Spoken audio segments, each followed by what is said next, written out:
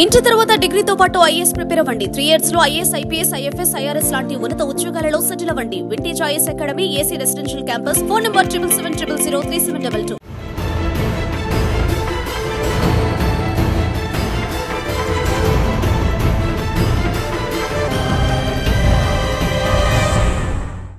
Turkey, Egypt మధ్య 10 ఏళ్ల తర్వాత స్నేహ సంబంధాలు బలోపేతమవుతున్నాయా?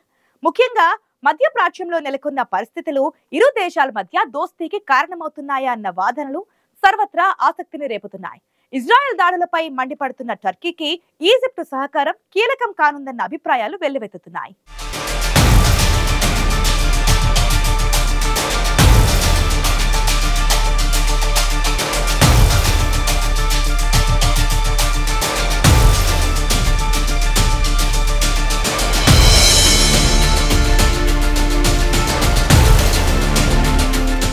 టర్కీ అధ్యక్షుడు రెసెప్ తయ్యిప్ ఎర్డోగాన్, అతని ఈజిప్టు కౌంటర్ అబ్దెల్ ఫట్టా అల్ సీసీ దశాబ్ద కాలంగా విడిపోయిన తర్వాత సంబంధాల కొత్త అధ్యయనాన్ని ప్రారంభించినట్లు ప్రకటించారు.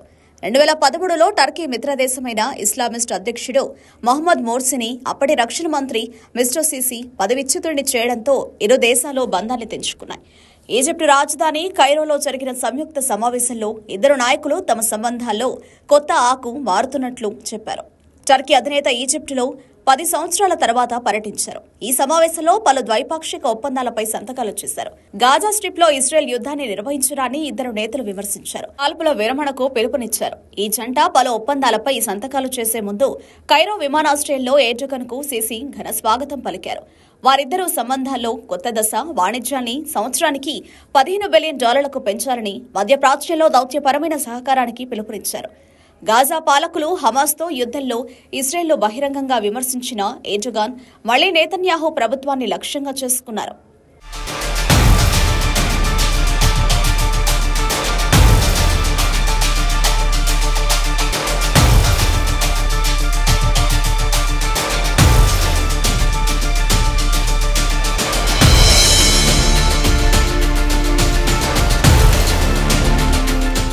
టర్కీ నేత ఎర్డోగాన్ 10 సంవత్సరాలకు పైగా తన మొదటి ఈజిప్టు పర్యటనలో నెతన్యాహు ఆక్రమణ, విధ్వంసం, ఊచకోతలను ఖండించారు.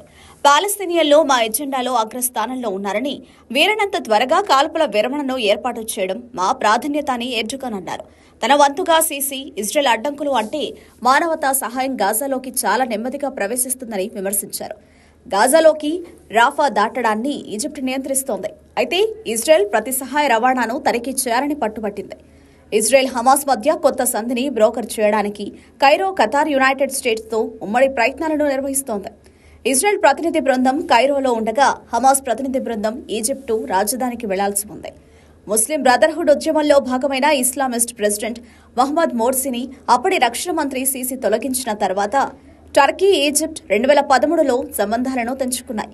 ఆ సమయంలో ఎర్డోగాన్ 2014లో అరబ్ ప్రపంచంలో అత్యధిక జనాభా కలిగిన దేశానికి అధ్యక్షుడైన సీసీ లాంటి ఎవరితోనూ ఎప్పుడూ మాట్లాడనని చెప్పారు.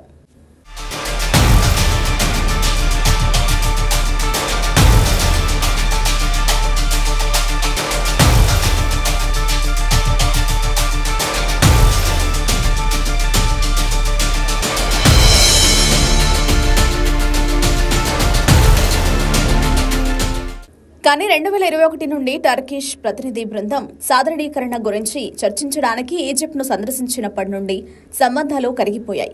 టర్కీ, ఈజిప్ట్ నాయకులు ఇంతకుముందు ఘర్షణ పడ్డారు.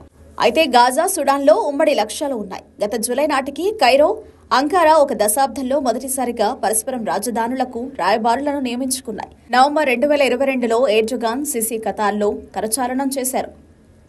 ఈజిప్ట్ ప్రెసిడెన్సీ వారి సంబంధాలకు కొత్త ప్రారంభమని పేర్కొంది. సంబంధాలు చాలా కాలంగా స్తంభించినప్పటికీ ఇద్దరి మధ్య వాణిజ్యం కొనసాగింది. ఈజిప్షియన్ సెంట్రల్ బ్యాంక్ గణాంకాల ప్రకారం టర్కీ, ఈజిప్ట్ 5వ అతిపెద్ద వాణిజ్య భాగస్వామి. ఈజిప్టుకు డ్రోన్లను అందించేందుకు ఒప్పందం ఖరారైందని ఈ నెల ప్రారంభంలో టర్కీ విదేశాంగ మంత్రి హాకన్ ఫిదాన్ తెలిపారు. రెండు ప్రాంతీయ శక్తులు తరచుగా విభేదిస్తున్నప్పటికీ లిబియాలోని ప్రత్యర్థి ప్రభుత్వాలకు మద్దతివ్వడంతో సహా వారి ప్రయోజనాలు రెండు ప్రధాన సంఘర్షణలపై దృష్టి సారించాయి. పాలస్తీనా భూభాగంలోని గాజాలో మహిళలు, పిల్లలను చంపినందుకు ఇజ్రాయెల్పై ఎర్డోగాన్ ముస్లిం ప్రపంచంలోని అత్యంత కఠినమైన విమర్శకుడిగా మారారు.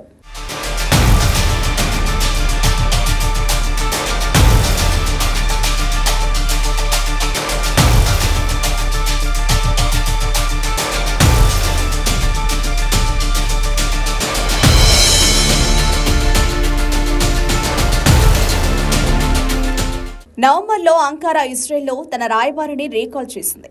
అయితే గాజాలో కాల్పుల విరమణ చర్చల్లో టర్కీని సంభావ్య మిత్రదేశంగా చూసి హమాస్ నాయకత్వంతో అడపాదడపా కమ్యూనికేషన్ కొనసాగించింది.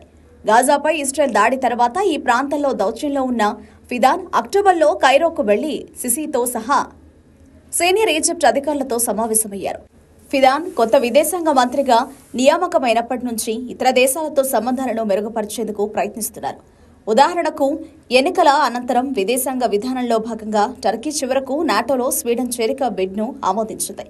F-16 యుద్ధ విమానాల విక్రయంపై యుఎస్తో డీల్ అంగీకరించింది. గ్రీస్తో ద్వైపాక్షిక చర్చలు నిర్వహించింది. యుఏఈతో తన సంబంధాలను పటిష్టం చేసుకుంది. టర్కీ విదేశాంగ మంత్రిగా ఉన్న మౌలుట్ కావ్సోగ్లు మార్చి 2023లో సిసి అధ్యక్షుడైన తర్వాత టర్కీ అగ్ర దౌత్యవేత్త చేసిన మొదటి అధికారిక పర్యటనలో భాగంగా కైరోకు వెళ్లారు. దీని తర్వాత ఈజిప్ట్ విదేశాంగ మంత్రి సమేహ్ షౌక్రీ ఆ తర్వాత నెలలో అంకారాకు పరస్పర పర్యటన చేశారు. అప్పుడు ఇరు దేశాధినేతలు రాయబారులను పరస్పరం తిరిగి కేటాయించుకున్నారు.